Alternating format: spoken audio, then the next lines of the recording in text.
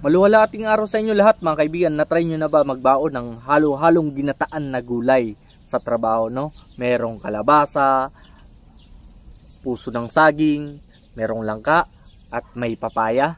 Ito pala ang inyong lingkod, OFW sa Pinas, si Mark ang nagtitipid na manggagawa dito sa Pinas. Ordinaryong manggawa lang tayo dito sa Pinas mga kaibigan, at simple lang ang aking trabaho at mababa lang din ang sinasahod ko mga kaibigan, 456 kada araw. Kaya babawi na lang tayo sa kain mga kaibigan. Tara, samahan nyo ako mga kaibigan.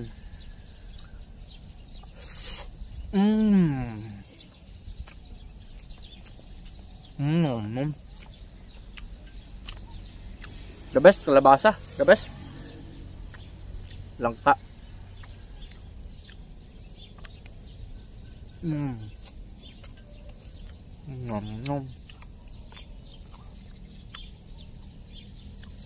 Puso ng saging.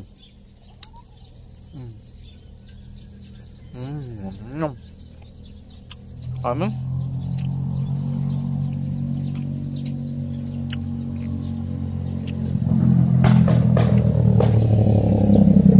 Papaya mga kaibigan, oh.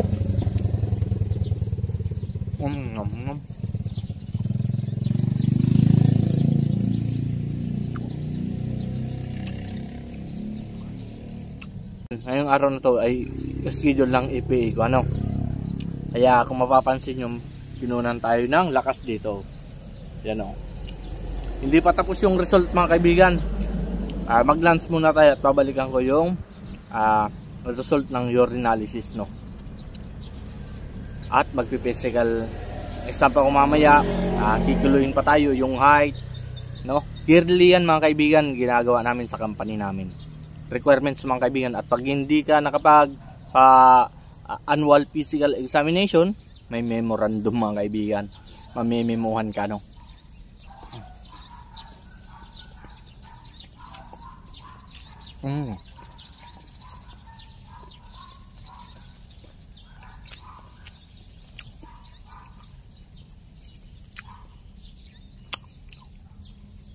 Healthy foods ang kinakain natin ngayon, lalo na nag-ano tayo, medical ba.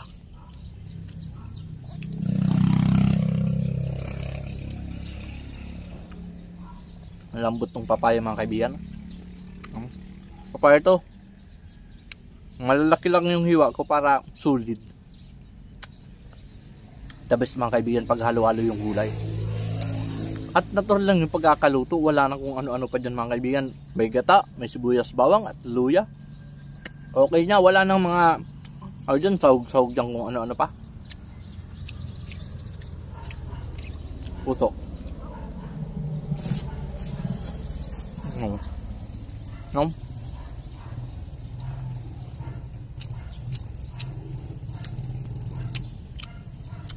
Ewan ko na lang kung hindi pa tayo pumasa sa medical nito. Puro healthy foods na ang kinakain natin.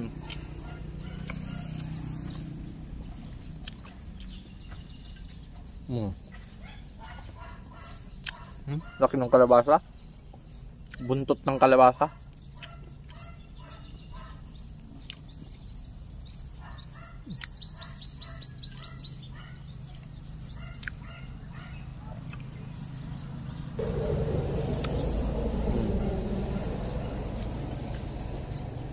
Ang laki mga kaibigan nung ano, langka ba?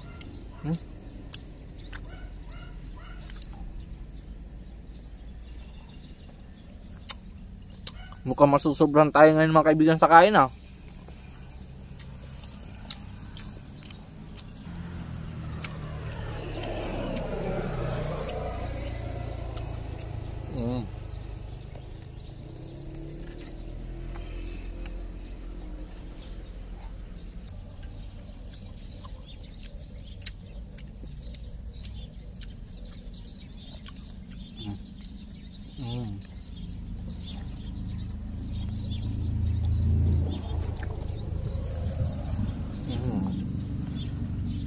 Konting kanin lang mga kaibigan, pero maraming gulay.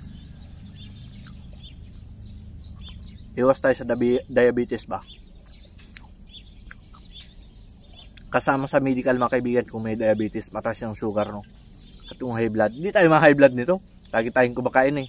Ang madalas high blood din, yung mga walang makain, no? Ma-high blood ka talaga yan. Nom.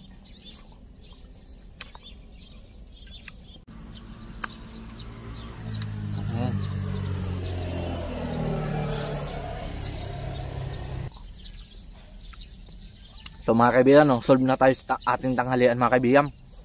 The best yung ulam natin ngayon.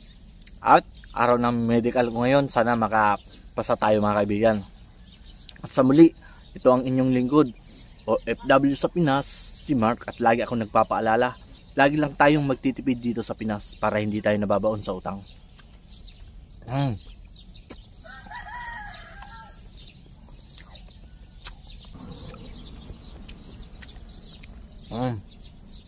At salamat nga pala mga kaibigan sa lahat ng mga solid and loyal supporters ko dyan, and shout out sa lahat ng mga taga Bicol.